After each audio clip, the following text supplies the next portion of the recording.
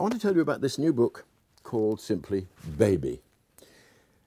It's a book that gives you all the facts about what it is like to be a human infant. Now, there are lots of baby care books, books that tell you what you should and shouldn't do, but this is different. This book gives you the information about what it's like to be a baby, and then you can decide the best way to care for it.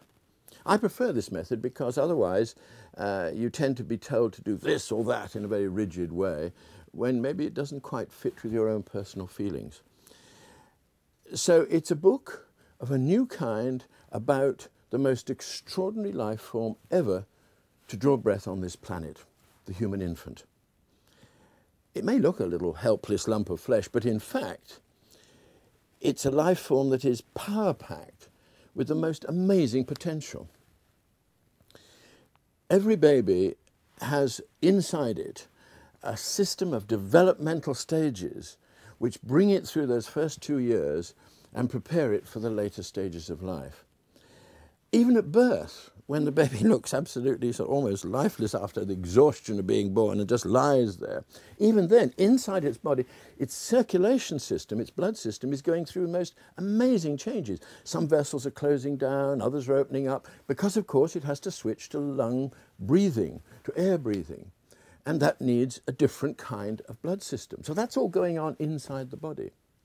And even before the baby has grown very old, when it's just in its first few months, it will already have sensitive nervous system and a very sensitive set of sense organs. Its eyes, people say baby can't see very well. That's not true.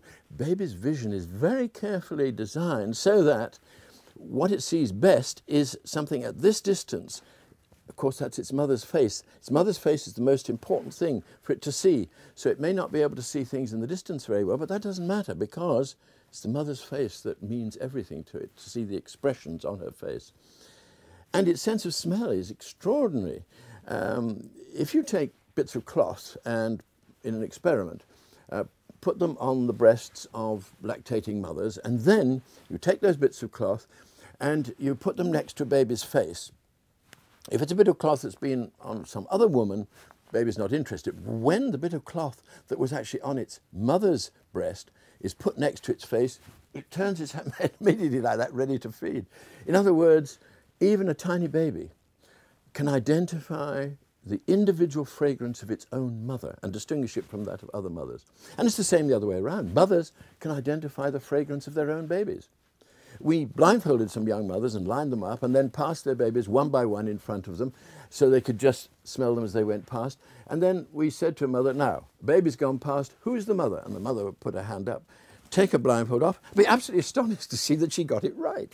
Every single mother could identify her own baby just by its fragrance and could distinguish it from all other babies. So the bond between the mother and the baby is developing and growing in this extraordinarily intimate way. And it's not just smell, it's also sound, because a mother, even when she's asleep, can distinguish the crying of her baby from that of other babies. That's something that was important in tribal days, in small settlements. But of course, in a house today, we don't realise that mothers have that ability, because there's just one baby in the house. These are just a few of the facts. There are hundreds of bits of information like this in this new book, telling you what it is like to be a human baby. And I must say, during the research I was doing for it and the writing of it, I became so full of awe at this amazing object that is the human infant, that I now have even more respect. I had a lot of respect before, but now I am completely knocked out by the astonishing qualities and properties of the human infant. And I think you will be too when you read this book, which I hope you enjoy as much as I enjoyed writing it.